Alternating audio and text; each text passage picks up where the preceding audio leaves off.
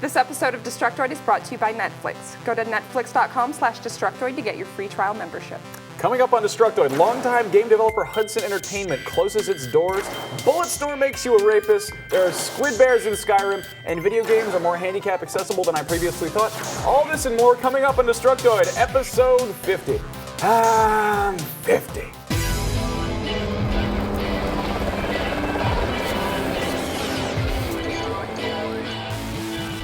Welcome everyone to Distructoid. I'm Tara Long. And I'm Max Scoville.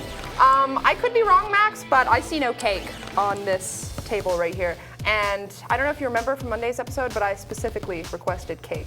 Yeah, well, Maybe when you finish the episode. Maybe when we finish the episode. Is that a hint, Zach Miner? Foreshadowing? Spoiler alert? Foreshadowing? Easter egg?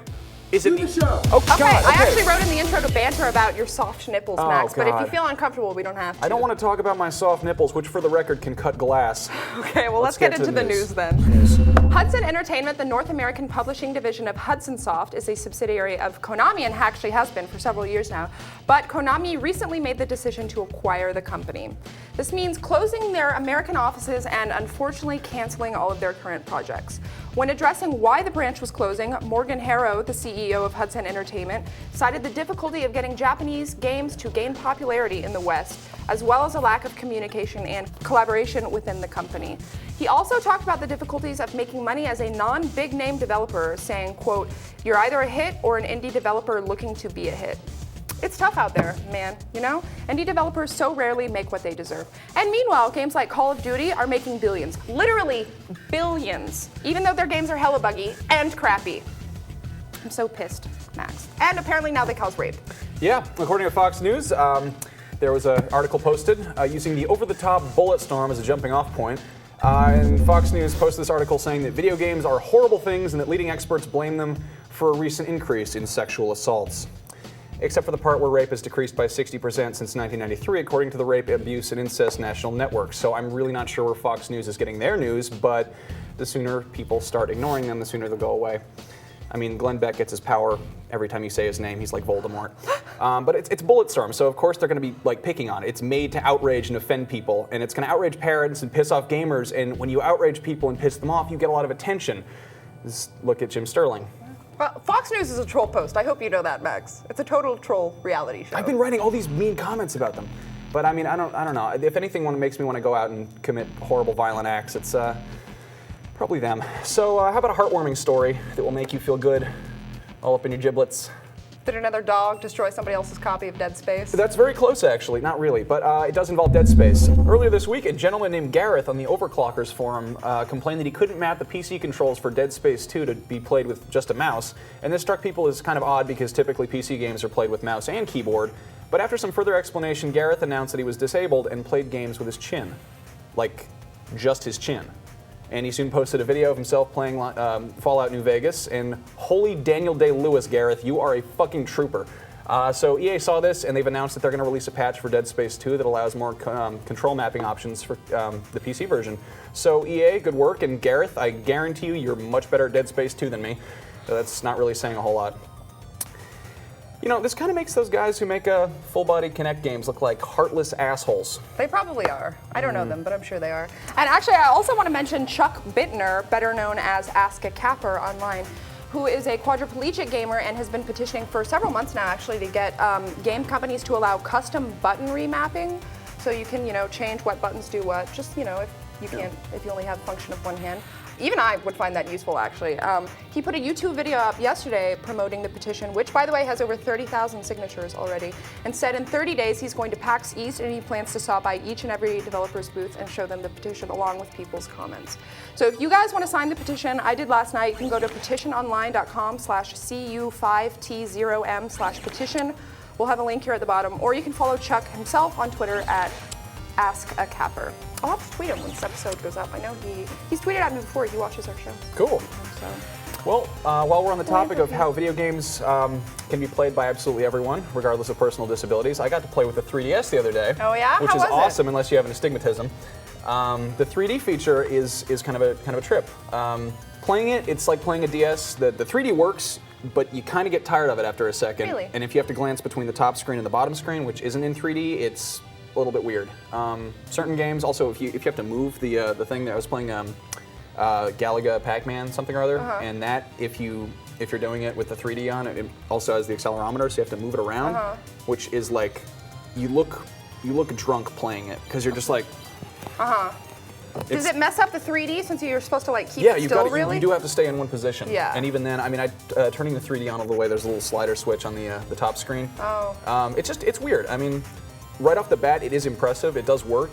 It's a cool effect, but it kind of reminds me of the Wii. Like the first time you played the Wii, and it's like you're really wowed. You're like, this is motion controls. This is crazy. And then you kind of do it for a little bit, and you're like, you start to notice the things that are wrong with it. So 3DS is still really cool. It's got I'm a excited joystick. to play around with it. I still haven't seen it. No, it's awesome, and I'm stoked about the launch titles. But I mean, the 3D feature, I think it is the kind of thing you're going to want to turn off after a while because it's like. Well, at least you have the option to turn it off. Exactly. Yeah. Which games did you play? I played Ridge Racer 3DS and the Pac-Man Galaga 3D. Yeah, this is at the Namco Bandai event, yeah, right? that's what I did it at, and I'm dying to play like Zelda and Metal Gear because they're cool. But yeah, 3DS. I think the joystick is more of a big deal because that's kind of been waiting to be on a DS since ages now. You know? Anyway. Yeah. So good review then from you. Exclusive scoop. That's a scoop. Exclusive scoop. Sure. Number one Let's scoop put that in from the your title of news this source. episode. Scoops. All right, Netflix delivers movies directly to your home, saving you time, money, and hassle. As a Netflix member, you can instantly watch thousands of TV episodes and movies streaming directly to your PC, Mac, or right to your TV via a Netflix-ready device like the Xbox 360, PS3, or the Nintendo Wii. Plus, you get DVDs in the mail by about one business day. Watch as many movies as you want. Shipping is free. There are never any late fees or due dates, and keep the movies as long as you like. And as a new member and a Distructoid viewer, you can go and get a free trial membership at netflix.com/Distructoid. So go sign up now or after our show, and be sure to use this URL so that they know that we sent you to them. Because movies.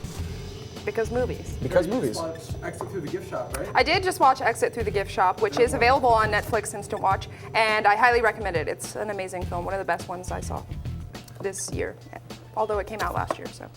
Awesome. Seriously, go watch it though.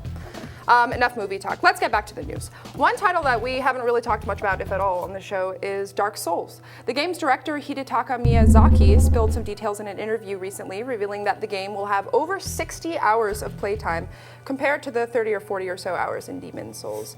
We also learned that there will be almost 100 types of enemies as opposed to 30 in Demon's Souls, new kinds of weapons and armor, and the ability to turn yourself into objects. I know. What is this, Kirby? Unfortunately, if you were expecting a demo, it's not coming. The game's publisher, From Software, essentially said they wouldn't be able to convey the awesomeness of the game in one demo, so excuses. Miyazaki also revealed that there's currently no DLC planned for the game, but that could change in the near future, so who knows? And now we interrupt our regularly scheduled program to bring you breaking news live from Paris, France. Our correspondent, Max Scoville, has the latest Elder Scrolls news for us. Max? Thank you, Tara. That's right. I'm coming to you live from the City of Lights to bring you some great new Skyrim images. These recently turned up on a French gaming site called jvn.com, and they are pretty spectacular.